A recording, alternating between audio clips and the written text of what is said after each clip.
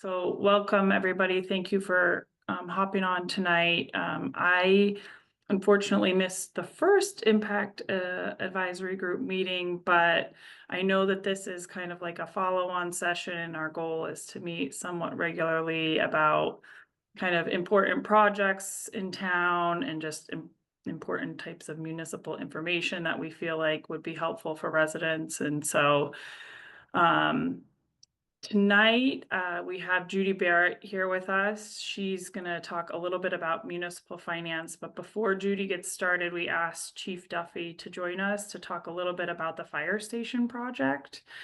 And relevant, obviously, tonight, because we are going to talk a little bit about capital projects and debt exclusions, overrides versus underrides, what's a debt exclusion versus a permanent override. So just helpful, I think, for the bigger conversation around municipal finance as well. So these are I'm relatively informal when it comes to these types of things, but I think it would be helpful if for Judy and maybe even Chief, if everybody just took a quick minute to introduce themselves, that would be great. So I'm Courtney Biergard. I'm the Assistant Town Administrator for Rockland. So thanks for coming. I'm going to call on you all. Linda, do you want to go first?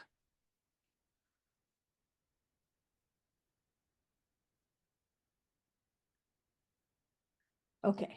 Hello. Hello. I'm Linda May Ellis. I live in historic district and I'm an average citizen who's interested in town affairs. Awesome. Great. Thank you. Thank you. Celine, do you want to go next? I'm just going across my screen here. Sure. I don't show up on our square, so I don't know where it sits. Celine Furlong, lifelong resident of Rockland. Thanks. All right. How about Andrea? Hello, I'm Andrea Davis. I live in Millbrook and I've lived in Rockland for 10 and a half years. Awesome. Thanks, Andrea. And Julie. Hi, I'm Julie Sneap. I've lived here for about 6 years. Awesome. Thanks, Julie. And then Judy Deb is our land use coordinator here in Rockland and works with Allison and I on planning and zoning related issues. So Great. She's on the iPhone. Got it.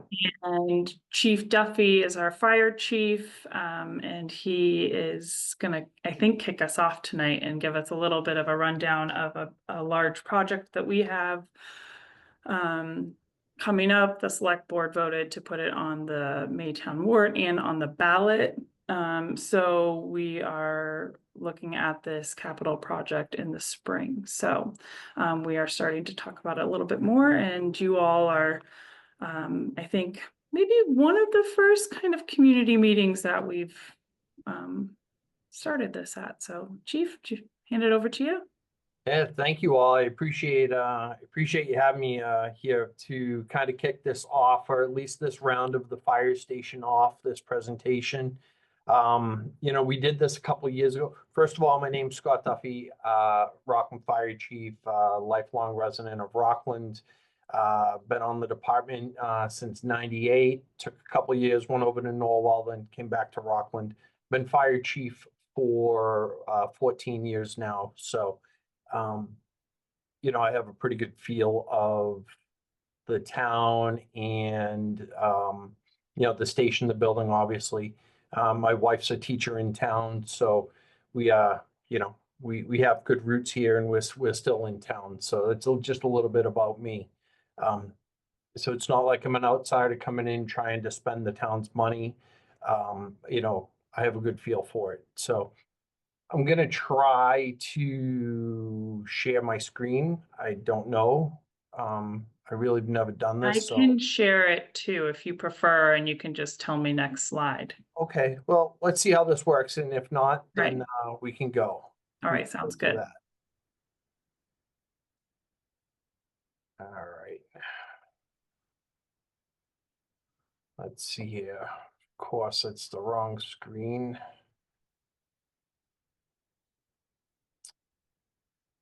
All right, we might have to do it this way. You all see my screen there? Yep. Mm-hmm. Yep. Okay. So we started this project back in 2018. Just kind of kicked it around a little bit. We got some architects involved, and then COVID hit. We kind of, things had kind of died down a little bit, and then soon after, around 2022, we kind of ramped this back up. Brought the project to a town meeting vote. At the time, it was a $33.2 million station. And, we were just told it's too big, it's too much. And I get it that people were really worried about money. So, listening to the voters, we went back to the drawing board, we worked with the architects, and we came up with this current design situation. So that's just a little bit of the background. So why do we need a new fire station? As you can see the bullet points, the station really has become too small for us. It's just not large enough. We don't have enough storage space to house a modern day fire station.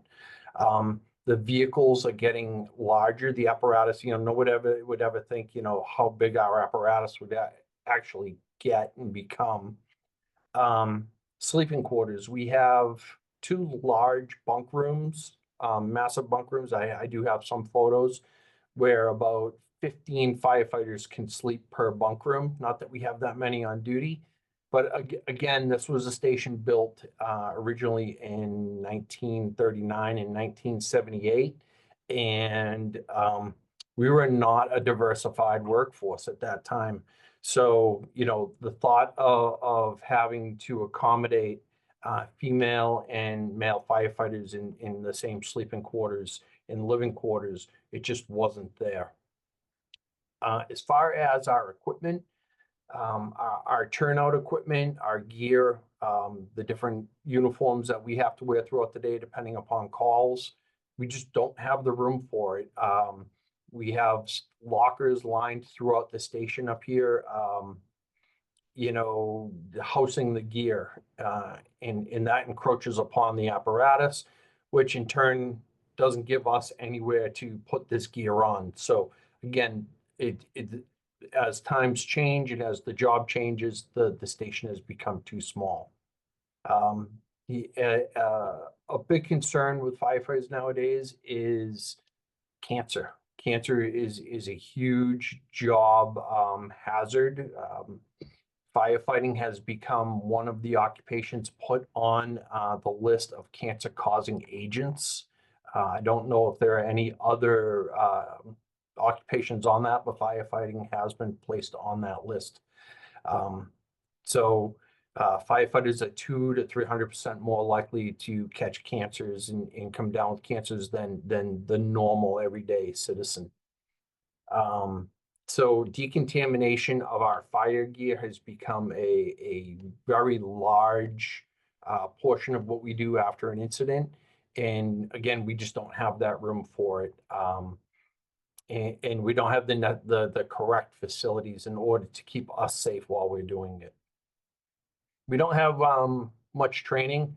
The site that we're on is pretty much the building. The building takes up the majority of our site, which doesn't give us any room for training, but also it doesn't give us any room for parking.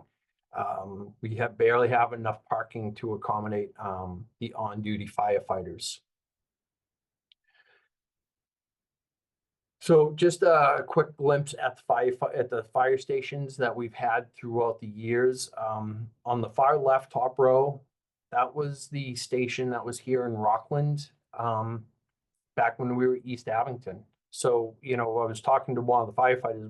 We're not too sure if the town of Rockland has actually paid for a fire station, at all. We believe that station was paid for by the residents of East Abington at the time, or Abington itself. And you can see the library next door to the right. You can see the apparatus that are out in front of that. For the time that was, fairly modern, big trucks. in 1939, that station became too small. As the fire apparatus grew, the needs of the station grew with the town. And again, you can see the apparatus pulled out in front. Even back then, they weren't able to fully pull the apparatus out of the station. And then, to the far right, you can see our current station as it is today, along with the apparatus out front. Much more apparatus. And, back is the early, even 1800s, all the way up to the 1960s. Firefighters were just that, they were firefighters. They might have done some rescues, but for us, it was predominantly putting out fires. As fire prevention techniques and better building construction came along, fire started to decrease. And so the fire department kind of reinvented itself. We got into EMS in the 1970s. We started taking care of patients. And as that, we've just evolved into, it's more of an all hazards department than it is a fire station, a fire department. Yes, we still respond to fires. We go to probably 1 or 2 fires a month, which is pretty busy for any station nowadays. But we're doing over 25,000 medicals a year, almost close to 3,000 medicals a year, and transporting with the ambulances. So include on top of that, we're also responding to hazmat incidents, technical rescue incidents, motor vehicle accidents, pretty much anything that if you don't know who to call, the fire department gets called, and we're more than happy to go out and render our services. Again, the current fire station, as you're looking at the station on the right-hand side, was built in 39. That's the closest to the library. And then in 1978, as the department expanded and the need for emergency medical services expanded, so did the station, as well as the larger trucks. Here we can see back in 1940, just 1 year after the station was built, you can see the vehicles on the left. The fire trucks were almost the size, if not smaller, than the ambulances were. 2024s, I tried to get kind of the same angle, and you can just see where we're parking trucks on top of one another. Apparatuses just become so large. Of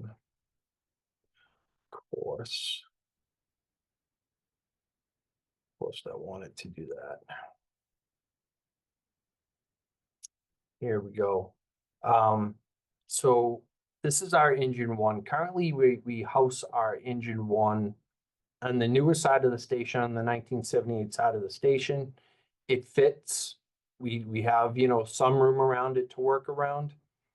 We have 2 new trucks on order. One we got from a grant, one that the town purchased through town meeting funds. So we do have 2 new fire engines coming into town. And when that happens, engine 1, which is the newest of our old trucks, we're going to keep as a spare, has to move over to the old side of the fire station. And if we park it, we may be forced to park it in this location that I'm showing. It essentially cuts the station off. We can't walk from one side of the station to the other. We've got it pulled up to as far close to the front door, to the apparatus doors as we can, without backing into the wall in the rear. So, we do have some space concerns. We're hoping that we can play some Jenga and some Tetris with our fire apparatus and squeeze it all in. But I just don't know if we're going to be able to do that. We're already housing some vehicles. We've got a $125,000 vehicle sitting outside in the weather. It's just not right. We're not being good custodians with the town's property by allowing that to happen. So trying to accommodate the new apparatus is going to be a challenge in the current station.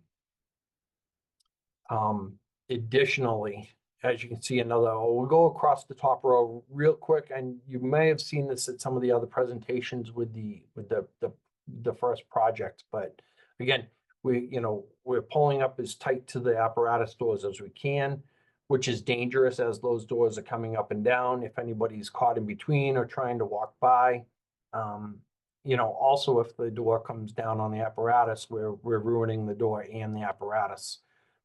Just some considerations. Again, moving along that top row, you can see down a shot down the length of the width of the station. We just do not have room between turnout gear lockers. You see firefighting foam, some other equipment that's stacked on somebody's personal locker, where their personal items are being kept. I mean, those are clean uniforms that are just, they're getting soot stained. They're exposed to the different chemicals coming off of our uniforms. We've just, the station is outgrown for a modern day fire station, and I'm going to continue to reiterate that. So if I sound like a broken record, I'm sorry. Information technology. The station was really never designed for any information technology. We took an old storeroom, turned it into a computer room. That is our computer system for the fire station and our radio system. The radio systems have become so technical. It's just not like a CB walkie-talkie anymore. They're big, IT integrated network equipment. Also housed within that computer equipment is one of the town servers. We're a backup site for one of the town's computer systems, where we do have a generator and we keep things on site. So, we're considered a hardened structure, but again, we are just decades beyond where we need to be. The far right top picture, that's a picture of the basement. I'm sorry it's so dark, but I think you can see that it is packed down there. Between the COVID, the equipment supplies from COVID that we're required to purchase to keep everyone safe, as well as just our firefighting equipment and EMS equipment that we need to keep stored.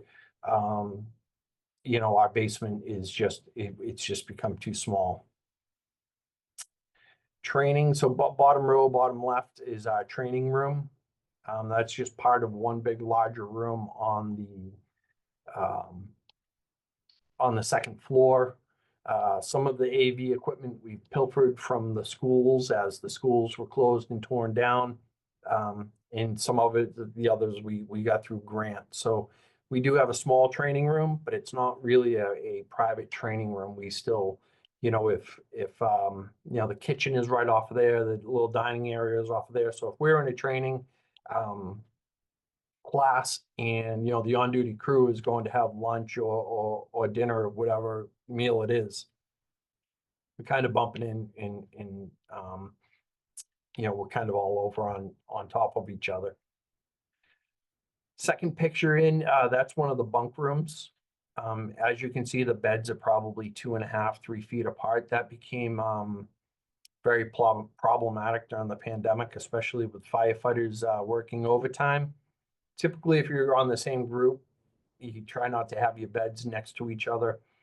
But often, if you're working overtime, the beds are, you could end up being, three or four people in a row. The firefighters work 24-hour shifts, 8 a.m. to 8 a.m. So they are allowed, sleep time at night. Not that they usually get it because we're so busy, but they are allowed, the bunk rest time. We do have one female firefighter on the department now. We have set up a bunk area for her in one of the corners of the bunk room. We use kind of business cubicle walls to separate that area for her, give her some privacy. Walking through the station, I noticed the other day those were taken down. So, she's fairly comfortable with that, which is good. But, the next female we hire may not be as comfortable. The next picture, that bathroom, So that's the bathroom off the executive assistant's office. She has her own private bath, but unfortunately, it's also doubling as a storage room, file storage room. Again, unacceptable. We just don't have the spots or the area to host that those materials. In that last picture, bottom right, that is kind of the area of the station where the firefighters gather and congregate. They eat breakfast and lunch, usually dinner down there. Those are old van seats around the kitchen table. You know, that's where they wait for calls, they do training. And again, that's within a garage area. You can see the chemical barrel in the back for the trucks. So, you know, they are within the contaminated area of the station, you know, practically living. And that again, and this is typical for many fire stations across the country, and why our cancer rates are climbing high. And again, you know, we don't have room really to move the firefighters from that area to a better spot. So that's the current station. Like I said, you know, we failed at the first attempt to get a new fire station 2 years ago. So what have we done since then? Well, we really tried to listen to the public, and what you know, what the public said was that, you know, we were spending too much money, it was too expensive, and it was too large. We didn't need a fire station that big. So we worked with the architect Schwartz and Silver out of Boston. They've been excellent, phenomenal to work with. And we looked at 6 options. We took those 6 options and we shrunk those down to 3 options. One is a new fire station constructed on the Church Street site at the old Lincoln School. We looked at doing the current site that we have with an addition off the back, which would require us to take the houses out back by eminent domain. And then our third option was to do, you know, not add on to the station, but to an attempt to make interior renovations to accommodate the fire state department. You know, there's multiple categories we looked at. Obviously, green was good, yellow was okay, and red just doesn't work. As you look at each of these each of these scenarios that we looked at, you know, obviously the new station would be designed for what we need. And, you know, that's eventually what the selectmen chose to do, was to go with that Church Street site and look at, you know, building a new station. So that's how we came to the point of staying with a new fire station on the Church Street site. Working on that, I just wanted to show you on the left was the original design from 2022. It says 2023, but I think it was February 2022. We actually went, well, maybe it was, I'm sorry, it was 2023.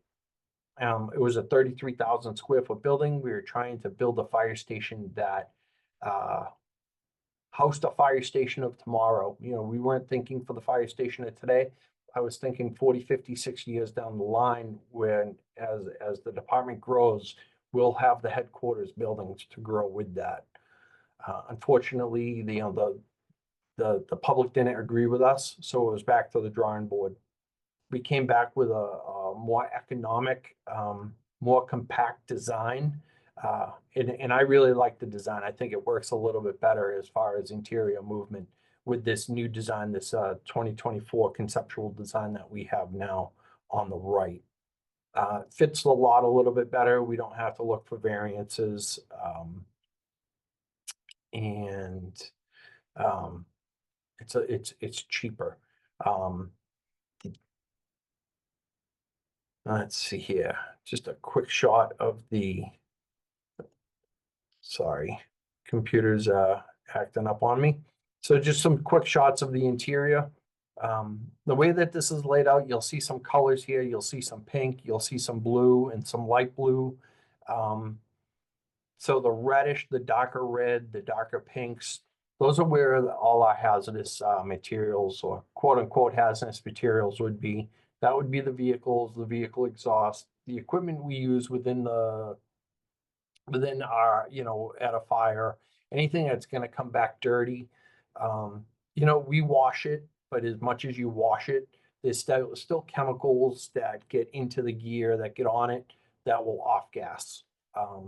And that's kind of what's causing the cancers. So that whole red area would have its own ventilation system. It would be substantially separated from the other areas of the station. It would almost be like you'd be walking through like an air trap or like a Sally Port type of setup where you're not dragging in the dirt with you into the newer sections and the living sections of the fire station. The light blues, the dark blues, those are more of the office areas, the general public areas, the clean areas of the station. So the first floor is on the left where all the apparatus are. Administration and office would be on that far left side. We include a classroom, public meeting room, space for the public. We could hold any type of meeting there. We've left some room to accommodate the King Philip, which is an antique, our first antique fire apparatus that the townspeople of Rockland purchased. That's getting refurbished with CPA funds. So, we want to be, again, we're trying to be good custodians of the town's property.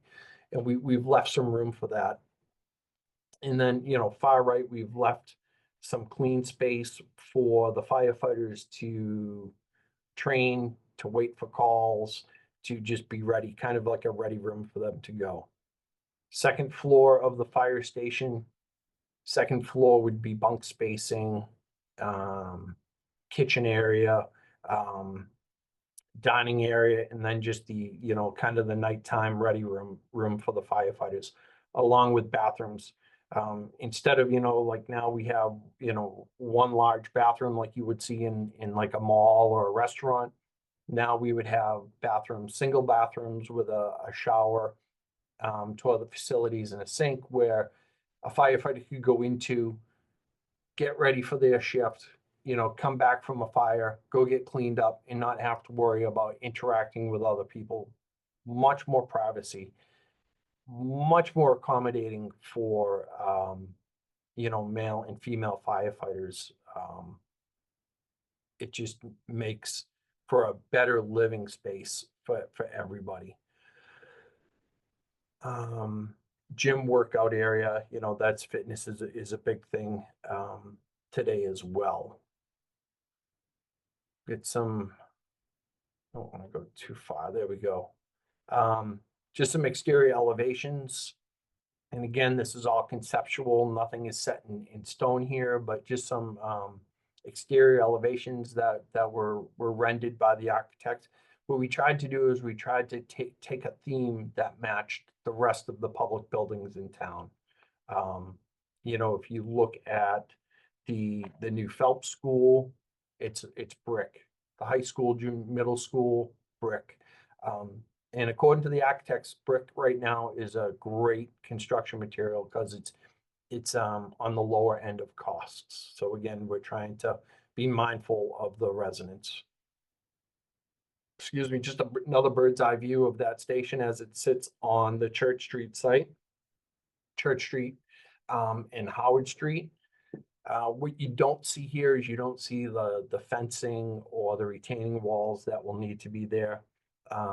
We want to be good neighbors. We want to fit into that neighborhood. A lot of fire stations in the bigger cities, they're kind of the anchor of a neighborhood. They're the fixture, and we hope to be that for this neighborhood. Not too far from my house, I could very easily walk to that within minutes. So I know the neighborhood. It's a great neighborhood. And we want to be able to fit in and help it maintain its small town feel. So again, a couple of years ago, we had a 33,000 square foot building. price tag was 33.2 million. The construction costs were just at about $809 a square foot. What we did is we asked the architects to kind of give us what today's cost with that. 2 years later, we're looking at almost a $36 million building. 4 years of, inflation of what we've added to that building, by waiting and not building. We've gone and we've looked at it. We cost estimated the new construction, the smaller building, and that's come out to just a little over 26 million. So we've cut just about 20 to 25% of the building off the price tag and off the size of the building. So I think we've really listened to the public on this. They said we didn't need the Cadillac. I don't think we were asking for it, but we've certainly shown to them that, we're listening and we're trying to work within the means of the town. So what are the tax impacts? So we're basing this off of a $2.61 million project. The average single family home in Rockland is $488, just a little over that. So what it comes down to is the first year, pretty much we're just working on design fees and still working with the architects. We're not spending a lot of money. So first tax impact would be about 31 cents per month, $3 annually for the average household. Obviously, if your house is assessed, and these are all based upon the assessed values by the town, not by Zillow or anything like that. So if obviously if your house is worth a little bit more, you're going to pay a little bit more in taxes. If it's less, then obviously you win and you're going to pay a little bit less in the taxes. And then second year you see it creep up a little bit as we start getting into more design and construction costs, and then years 3 to 32, the bulk of the construction, and then paying off the rest of that note. We're looking at $223.32 for the average home. Again, $18 a month. We're much less than $1 a day.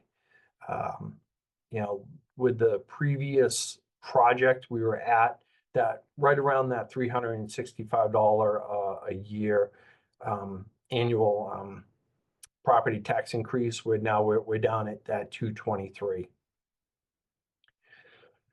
So our next steps is public outreach meetings, such as what we're doing tonight, trying to explain it, get the need across. We're gonna maybe mailing out some flyers. We're gonna be doing some interviews, some question and answer type of discussions on WRPS on the cable station. So we really got to market this project. And then April 2025 we have the ballot vote, and then town meeting vote to follow May 2025, and we need to be successful at each of those in order for this debt exclusion to go through, which I think you're all well aware of. And that's what we have. So again, thank you. I appreciate your time. And if you have any, whatever questions you'd like to ask, please, we have, nothing to hide, and, any little bit helps get the message out. Thank you, Chief. If anybody has a question, maybe we could take like 5 minutes, and then I'm going to hand the floor over to Judy. I'll open it up. If you have any questions that come up, I encourage you to reach out to Chief Duffy, and schedule some time to talk with him, either on the phone or send him an email. Make a stop by this Stop up, station, check visit, it out. absolutely. Yeah. Yep. But definitely encourage you to ask questions, share this information too with your fellow residents, and encourage them to reach out to if they have any questions. All right, thanks, Chief. You're welcome to stay on, or Yeah, no, you thank got you. other I'm things gonna going on. stop That's sharing fine. here.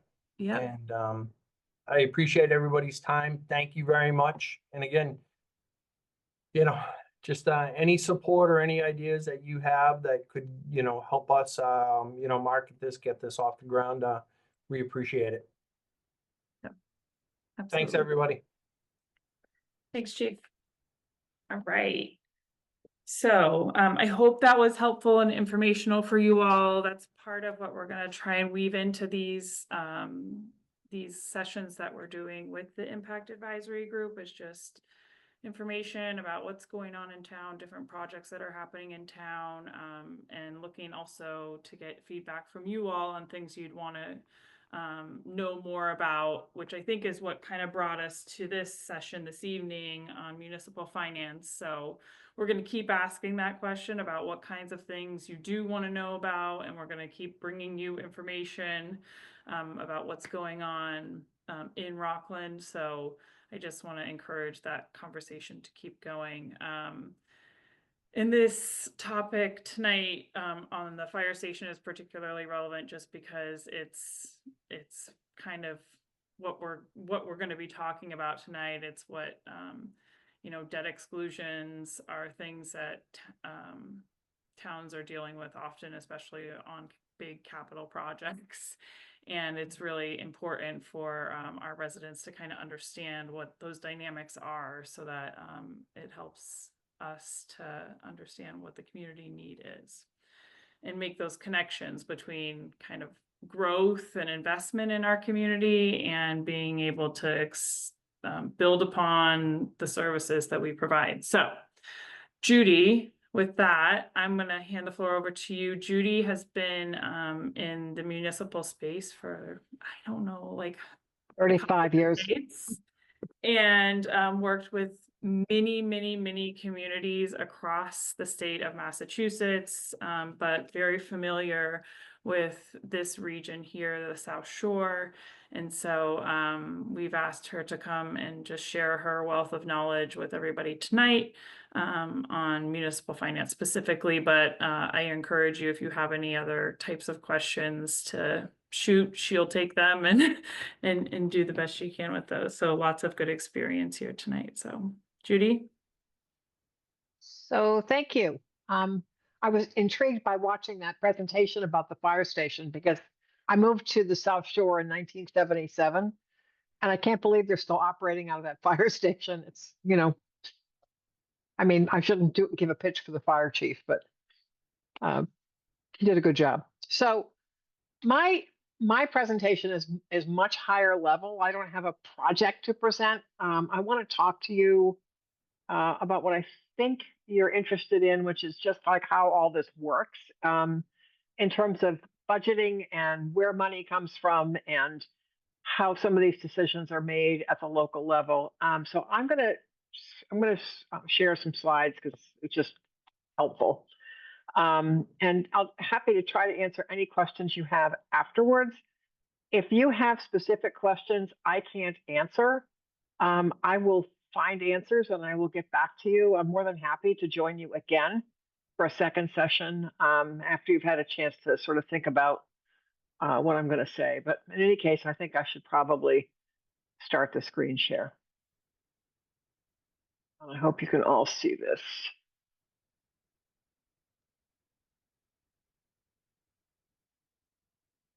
Come on, finish loading. There we go. Oh, sorry, folks.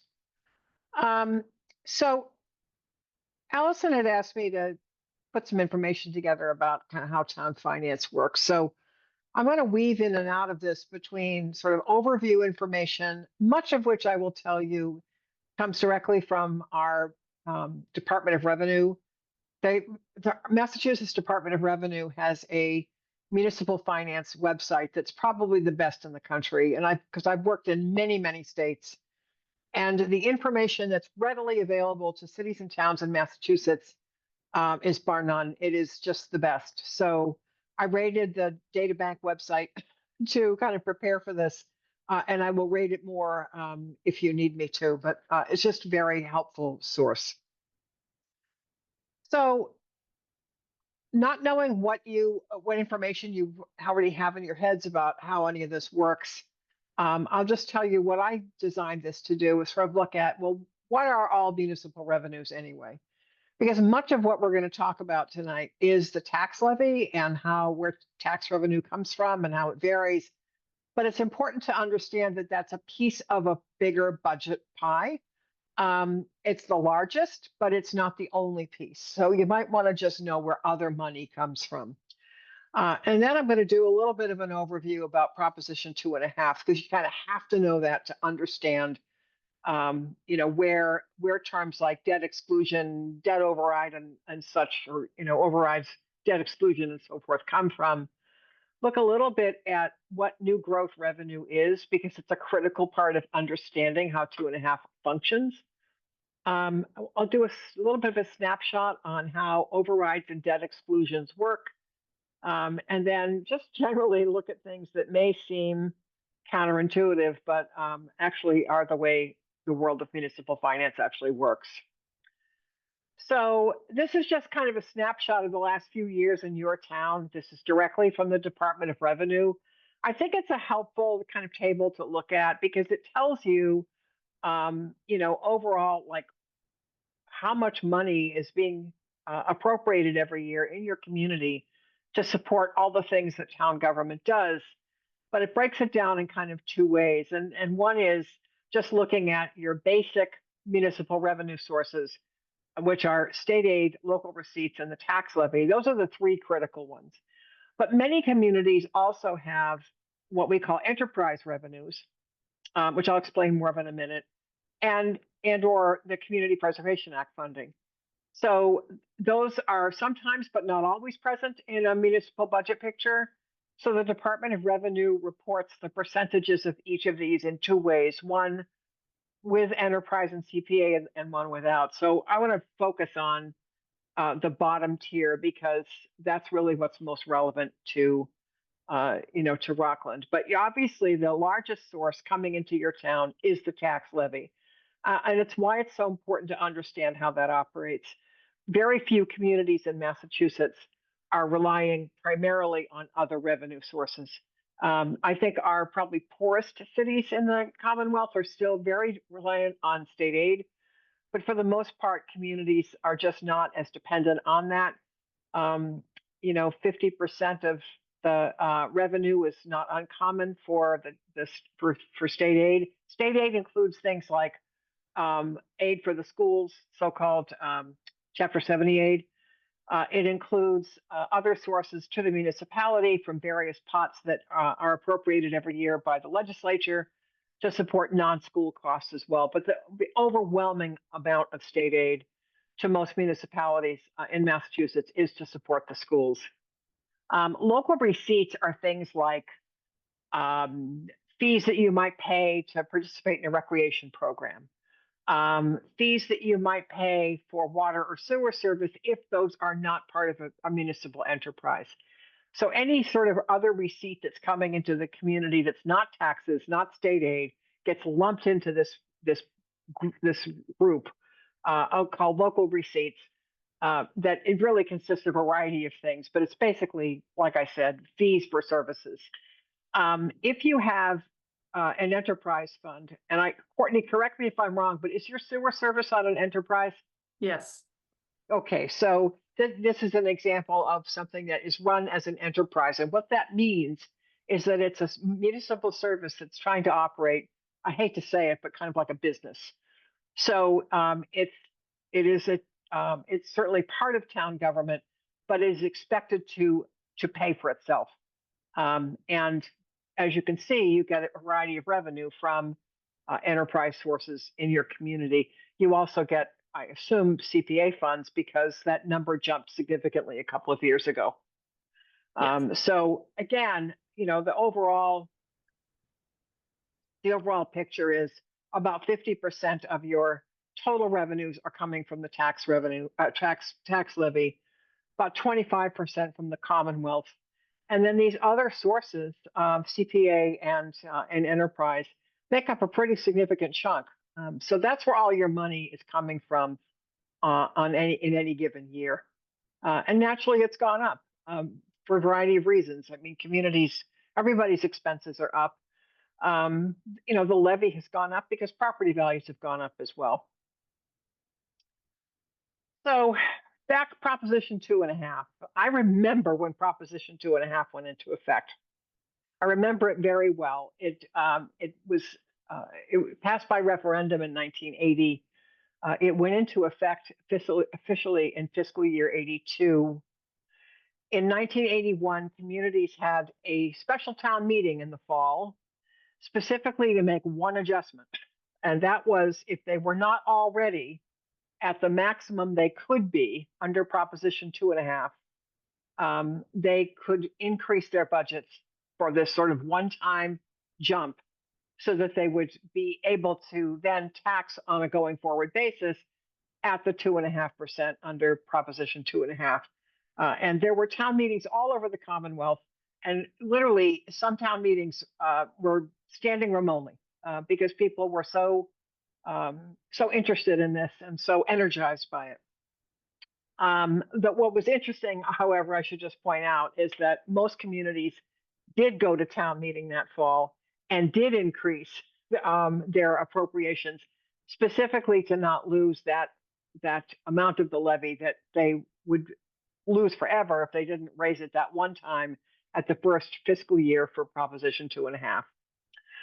So things that you need to understand about 2.5, the fundamental concepts are the levy limit, what the tax levy is, the levy ceiling, how the levy limit relates to the ceiling, and then how new growth plays into all of this. So those are those are concepts I sort of want to focus on in this. The levy is the property tax levy. It's what the community levies in order to raise money based on personal and real property in the community. And in Massachusetts, as you already saw from your own experience, the levy supports all these municipal services that communities use, and those are primarily supported by the tax levy, and to a lesser extent, these other sources. And I don't want to minimize the importance of state aid. I'm just saying that relative to the whole pie, it's really your property taxes that support what your government can do for you and your neighborhoods. It is the largest source of revenue for almost all communities in the Commonwealth. So the levy ceiling is a critically important thing to understand. It is, if you took the entire value of your real and personal property in your community, you can't raise more than 2.5% of what that total value is. That is the levy ceiling. You can't go over that. Most communities are nowhere near their levy ceiling, but it really is the cap under Proposition 2.5. It places a constraint, therefore, on the size of the levy limit in any given year. But of course, because your property values change all the time, that levy ceiling is going to change as well. So someone who's putting together the budget for a municipality is going to try to figure out, well, where were we last year? Because that really is determining the levy limit this year. But we also have to keep an eye on what that levy ceiling is because we can't go over it. So the levy limit is what you can appropriate in any given year. It has to fit within the levy ceiling, and it is a historical figure based on the previous year's limit. When someone in the assessor's office or the select board or your town administrator is trying to figure out, well, what's the maximum we can raise? Not that they're necessarily going to raise that much, but what is the maximum that we can raise? They're going to start by looking at last year's levy limit, because that's going to determine what you can do. And you can increase it by basically two factors. One is you can get an automatic bump of 2.5% over last year's levy limit. And then that, in turn, can be increased by the value of what we call new growth. So last year's levy limit, multiply with 2.5% of that added to last year's levy limit, plus the value of new growth based on what that growth would have been taxed at the previous year, that gets you to how far you can go this year. So it may sound like a little bit of a complicated exercise, but it's actually not that difficult. I think the hardest part is verifying what you actually have for new growth. And assessors are really the ones who are tracking that. So this just sort of gets you to what that math actually looks like. If your levy limit a year ago was $1 million, well, 2.5% of that is $25,000. So you also have some value in new growth. Then you did some overrides, which I'll talk about in a few slides later. So your levy limit in this year, this current year, in theory, could be 1,140,000. Your levy ceiling, that total amount of your tax base multiplied by 2.5%, that's 2.5 million. So as long as you're staying below that, you're okay. Therefore, the levy limit you can do this year without any new overrides or anything else is $1,140,000. So you're below the levy ceiling, and you're raising, in effect, the maximum that you can under the 2.5 formula. New growth is a critically important thing. It's what drives a lot of people crazy, frankly, because there seems to be, I think, sometimes in cities and towns, a sense that all new growth is simply going to tax us more. And that's not really the case. The fact is that the way Proposition 2.5 works and the way it was conceived was to recognize that we want to put this freeze on how much communities can raise in tax revenue in the future, because back in 1980, there was sort of a taxpayer revolt that led to Proposition 2.5. So we want to put a cap on what communities can do, but we also recognize that growth comes with cost. So in order for towns to be able to capture, the fair share of what that cost should be, we have to allow communities to capture value that was not taxed last year. So it's anything that's in the tax base today that wasn't in the tax base a year ago that we're going to get to add as part of figuring out what we can raise this year. It is the additional value of, let's say, homes that were built, lots that were created, any kind of change in the base value of a property gets added to the levy limit based on what it would have paid a year ago at last year's tax rate. So you're looking at mainly where has new construction occurred. Properties that this sometimes happens too. A community might have had property that was exempt, say a former school building that was closed. That's an exempt property because it's owned by the community. Well, the community sells it for development. Now it's private, now it's privately owned. So the value of that property gets added to new growth. It wasn't taxable before, now it is. Any sort of new personal property tax, boats, people bought boats that didn't have boats a year ago. That is also added to the levy. Any sort of change too in land. So say a piece of land a year ago, a 10-acre site was taxed as vacant land. But actually it's been subdivided. So it may not have new homes on it yet, but the value of that land has changed because now it's a subdivision. So that also gets added in. These are the pieces that typically contribute to new growth. And naturally, the town wants to capture all of that because there's some pressure created on the municipality for services that's driven in part by that growth. But it's just important to understand it's only looking at where an actual change in use or intensity of use, or a new condition has occurred. There is no adjustment downward, however, for demolition. So if a property was assessed a year ago, based on whatever structure it had on it, that structure's been demolished, you're not losing the value of that property.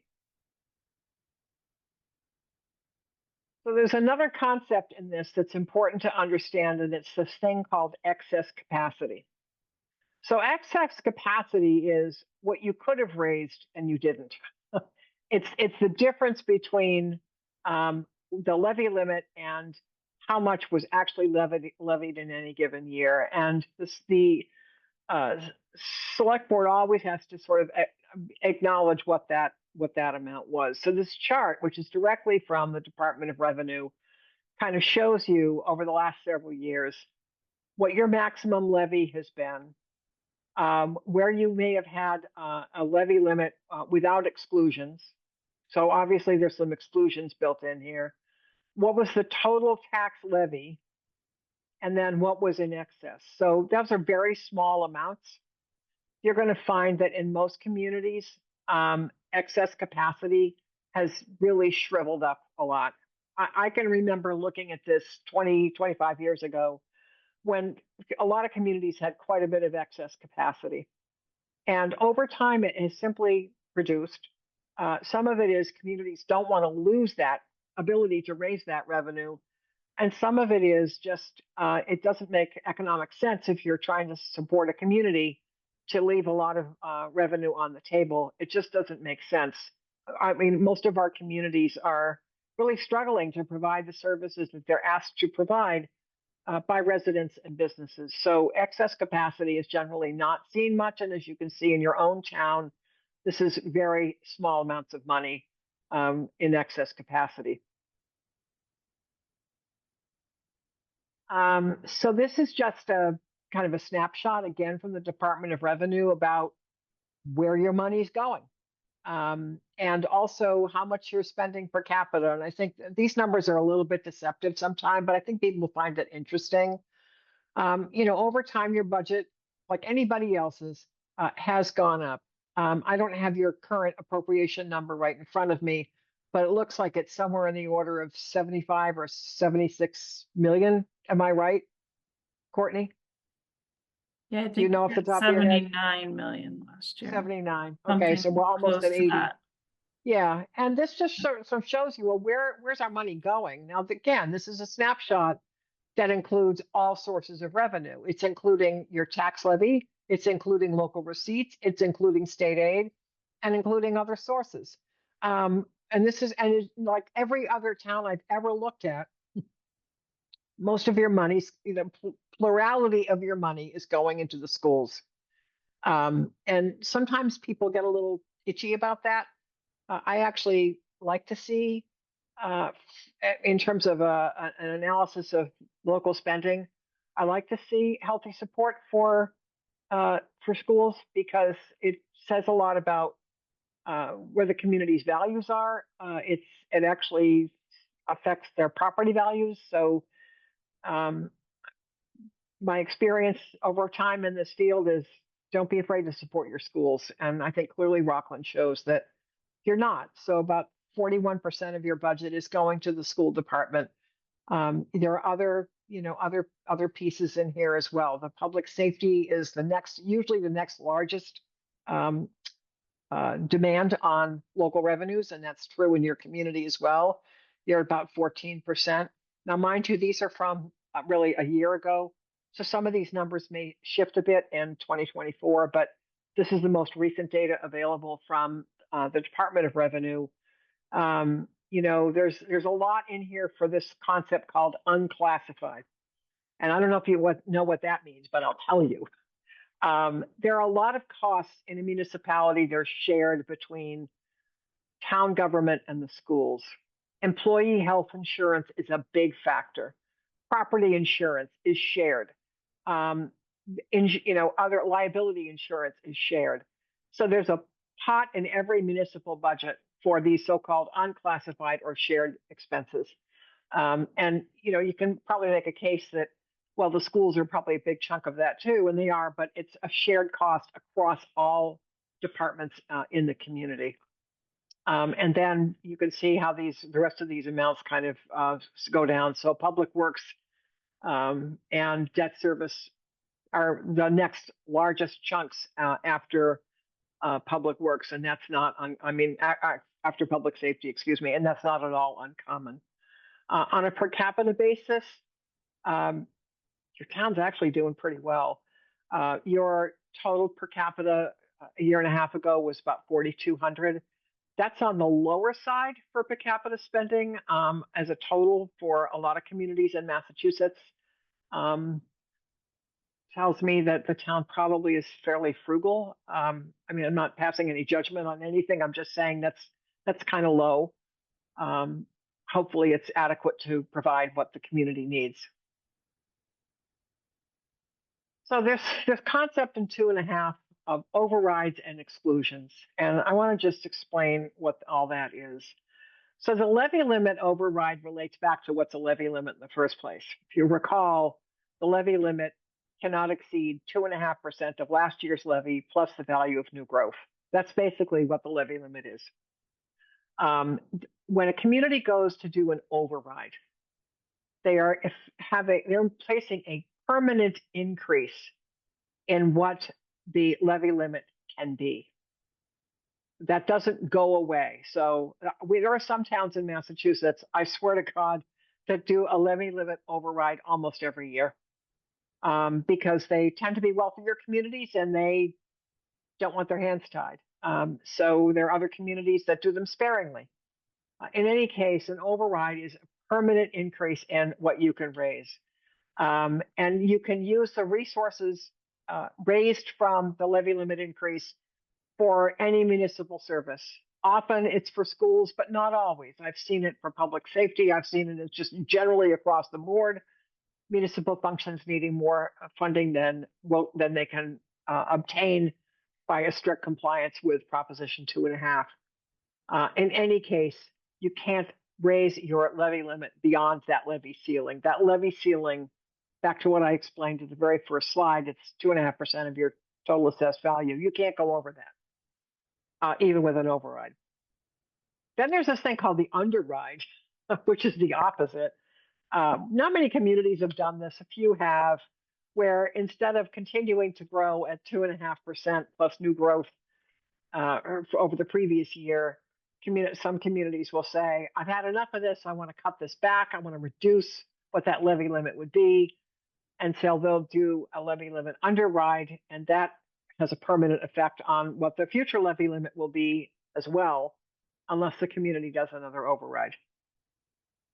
So levy limit override is we want to shift our levy limit up so we can provide more support for certain functions. A levy limit underride is a reduction in what the future levy limit can be. Debt service is probably timely given the conversation about the fire station. There are a couple of different ways to think about debt, and they're both important to the agencies that establish credit ratings. So municipalities, like people, have credit ratings, and the credit rating bureaus, which are Moody's and Standard & Poor, look at a variety of things to figure out essentially what is the risk to creditors, to investors, if they purchase municipal bonds from your town. And they look at things like, well, how much debt are you carrying? And how much are you spending on debt every year as a relationship to the total budget? What is the total amount of indebtedness relative to your assessed value and your budget? And how much of that debt is declining because it's associated with with a debt exclusion versus not. So there's different types of debt service, but ultimately what you're trying to track from a credit point of view is how much is your total debt service relative to your budget. And you can see that yours has been declining. That's a good place to be. When you get down to about 5%, typically municipal finance people will start looking for ways to maybe pick that up a little bit. 5 to 10% is pretty standard for debt service as a percentage of the municipal budget. But I think, most managers, I think, would probably try to stay closer to the 5 to 7 or 8% than 10, but sometimes it goes up that high. So you have some exempt debt. That's what this lower line down here is. That's debt that you have because you've done exclusions. Then you have debt that's not excluded because you haven't done debt exclusion, pardon the redundancy. And you're typically picking that up as part of like your capital outlay every year. So But in any given year, you have a certain amount of debt service, and what this is showing is, it's. I reversed this, and I didn't mean to. Your debt service has actually gone down. I have the wrong years on this, and I will fix this slide. My point is just that you're probably going to be looking at some point for some additional debt on your budget. Basically, it's a good idea to keep the debt service stable if you can.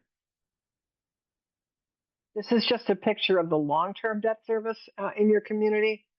So long-term debt is just it's a consideration in the credit rating. It's how much debt are you carrying that you are somehow liable for over time.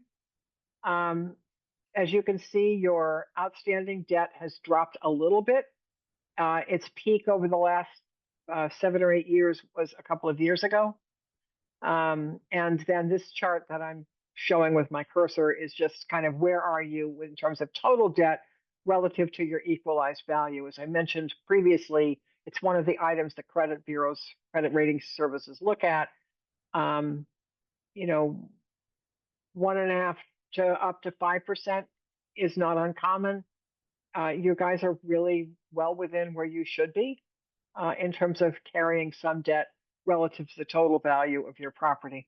And again, the property value question is just, if this town had to pay off this debt, do they have the means to do it? Do they have the backing in the value of property they can tax to pay off this debt service? And clearly you can do that. And that's just kind of an overview. I mean, I'm happy to go back over any of those particular slides and discuss more. Happy to take questions. I'm happy to do whatever you want to do. That really was a pretty fast overview. And if I've put all of you to sleep, I'm sorry, but I actually love this topic, so I find it very interesting, but not everybody does.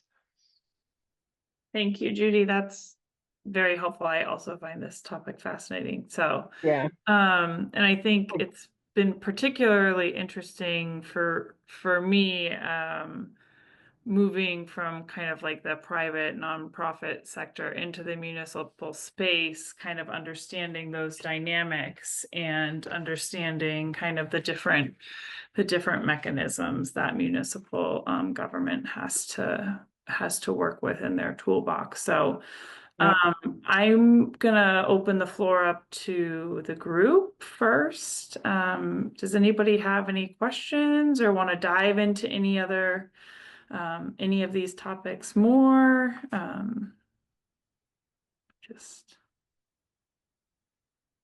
think I'll just say, as a resident, it's really interesting to see where we are with total level of debt service, because I think we have very big and expensive projects in Rockland that we have not approved to fix. The fire station is really the tip of the iceberg with things that could go into capital expense.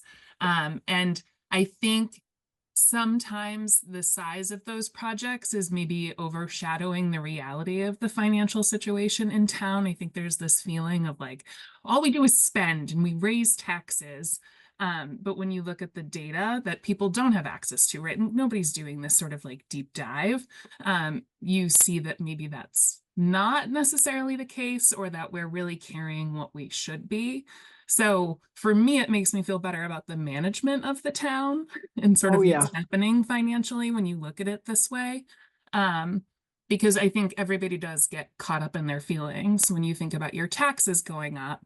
And it's all hypothetical in Rockland right now in a lot of ways, in terms of what capital expenses we could be putting into the budget versus what is actually happening in this town. Well, and I think the other important thing to recognize too is when you're issuing bonds for long-term debt, a fire station, that's a 20-year note. And projects like that are assumed to serve the current and future population, current and future households in your community. So as the town grows, the actual impact on the individual tax bill changes. because you have more people supporting that project who are also benefiting from it. And that's part of what goes into the equation about, is this really a long-term debt project? Is this something you try to do out of a single year's capital outlay? I mean, $32 million is a long-term debt project, but I think it's helpful to recognize that the way that's being financed does apply some burden to future residents as well. It's just really hard to think about that when it's today.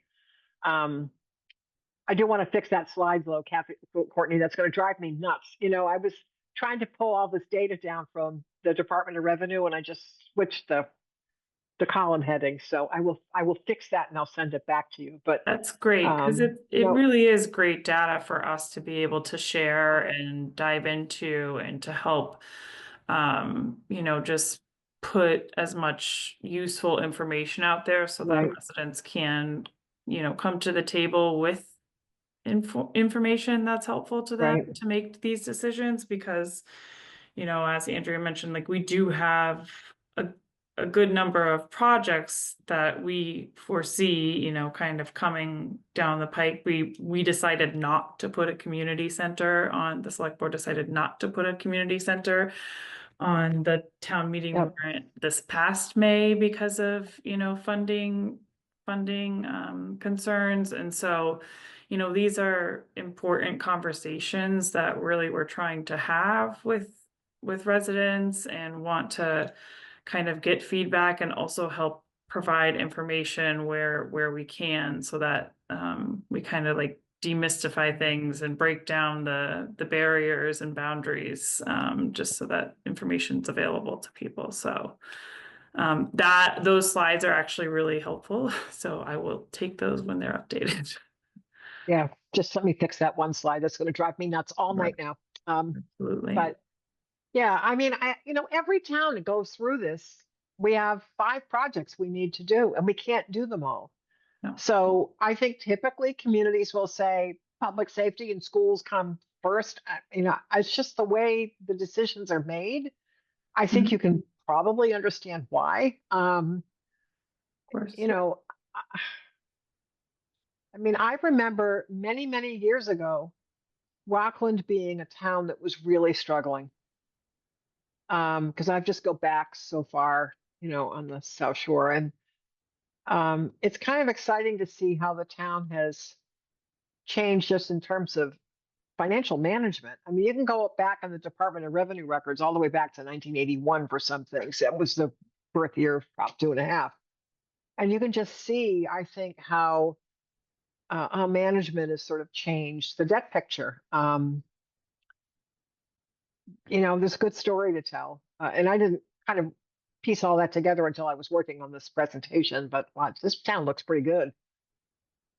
I'm not just telling you that because I'm on tonight. I'm really telling you the town looks pretty good. It's helpful. Do you have questions or anything that what did I not tell you that you wanted to have me answer? I personally think that this was really helpful just in understanding. Like, I think we all hear exclusion thrown around, right? And Prop 2.5. And I think for Doug, who's presenting to the select board, they all understand what that means because they've heard it multiple times, right? But if you are a resident and you hear Prop 2.5 and debt exclusion, I think a lot of people are just like, why? Like, why? Why is that our only mechanism? Why is that? What does it mean? So I think it's helpful to sort of have that written down, and then also sort of just like the baseline of why your taxes go up every year and sort of what that calculation looks like. I think this sort of answered all of the like general questions that I have. So I found it really useful. Yeah, I think one thing that people sometimes don't understand is although the levy override is like a permanent shift in the levy limit, the debt exclusion is not. It's only for that project that's excluded. So as that debt service declines, so does the community's ability to take advantage of it. I mean, it will go down as the debt service. So that's why you saw the percentage of the debt service percent of the budget dropping, is that you've got retiring debt. Yeah. And so there's this place where you're going to say, we're like at 1 or 2%, we probably need to pick this up a little bit. And part of the reason is that I think one of the things that communities strive for is a budget that doesn't have sudden aberrations in it. So if you keep your debt service as a percentage of the budget at 5, 6, percent, whatever that target is that you're aiming for, if you can kind of keep it there, there's less aberration in the tax rate, which is what people feel. And you kind of accommodate your projects as you can, bearing in mind that you're trying to keep that percentage sort of stable. Does that make sense? Yeah, I think, Courtney, I think Doug had a slide at, I don't know, one select board meeting that really showed like what year our debt service really dips off so Yeah. that we could sort of absorb some of this, and maybe That's putting right. that together with this Yeah. would be really useful, because I think people fear the pinch, right? They fear the pinch Right. next year, but they fear the pinch every single year. And I Right. think it's hard, especially when you're looking at $36 million, that feels personal. Right. That it's not all at once, and it's also not something that's happening with other $36 million permanent expenses, right? So I think coupling those Right. things together with these slides is really useful for folks that are like, holy crap, like how can I pay for the schools and pay for Right. a new fire station when, the schools might fall off, or whatever we've done, it's going to Yeah. get a little bit lighter. That's good feedback, Andrea. And like to your point about not everybody understands debt exclusion or Prop 2.5 or like those things. That's all also something that it's not necessarily on the website now or that we're sharing right now on Facebook, but it's definitely like in a communication strategy that I think we're working on. Because I do think, at least while I've been here, there has been, I have heard from many residents that, more information, the better. So, that residents want, to understand those types of terms and want us to break that stuff down, and they want to be engaged and involved in those conversations. So, I'll follow up with everybody after this with a couple of resources that I know of, and I'll share those. And then we're probably going to end up building out like a resource page on the website It's a great idea. that will have kind of like our breakdown of these meetings, quick write-ups of these meetings with some material, as well as those additional resources that we'll be sharing. So, and it's really just a way for us to hear from residents and get input and share information that is wanted and needed. So, I just want to thank you all for your time. So Watch the Commonwealth's videos on YouTube, just as a heads up to folks that might watch this back. They are very short and very helpful. And they're like all 8 I minutes. had to Google was Prop 2.5 debt exclusion, Massachusetts, and it came right up. So I think if people are like, I don't have 4 hours to devote to this, it's like a 3-minute, what is an exclusion? Department of Revenue is really good. They are the municipal data bank people, that staff. God, they are good. I mean, that site has evolved so well. I remember when it was just a bunch of spreadsheets, which we love, right? But now they've really added visualization tools and so forth. So people who just want to ask a basic question can get an answer. And, I find it very helpful too. It's a great site. And I mean, we work in other states, and I'm telling you, it's not that easy to get the data. So, this is all good feedback too. Thank you. Yeah. Julie, Linda, do you have anything you want to add or ask? I don't have any questions now. Okay, But the way my brain works, it might pop up 2 weeks from now. sure. I'll shoot you an email if that happens. Yeah, and don't be afraid to check. Give them bounce questions to me, Courtney. I mean, I'll answer them. So Yeah. I'm totally fine with it. I mean, I'm the same way, Julie. I've watched something and go, okay, I need to let this sit for a while, and then all of a sudden all the questions come out. But Yeah, absolutely. I'm not too far away because I'm drinking Mary Lou's. I just want you to know this. I'll go home, I'll be drinking Mary Lou's coffee. Awesome. Well, Sorry. if nobody else has any other questions, I think we can wrap it up for tonight. And just thank you, Judy, for taking some time tonight to Fine. kind of help us share this information in a way that's easy to understand and digestible. I learned more tonight probably than I've learned. So I appreciate that. And Julie, Andrea, Linda will be in touch. Allison will be in touch soon with kind of next sessions. I don't know if you all are already on a schedule of some sort, but we'll be in touch with kind of what's next on the agenda. I'll send some slides from Chief Duffy too, just so you all have those as well for the fire station project. And if anything comes up in the meantime, just reach out. Okay. All right. All Thank you, right. guys. This was fun. Thank you. All right. All right, I'll fix the Night. slides, Courtney, and I'll send them back to you, all right? Sounds Take good. care. Bye, Good night. folks. Thank Good you. night. Good night.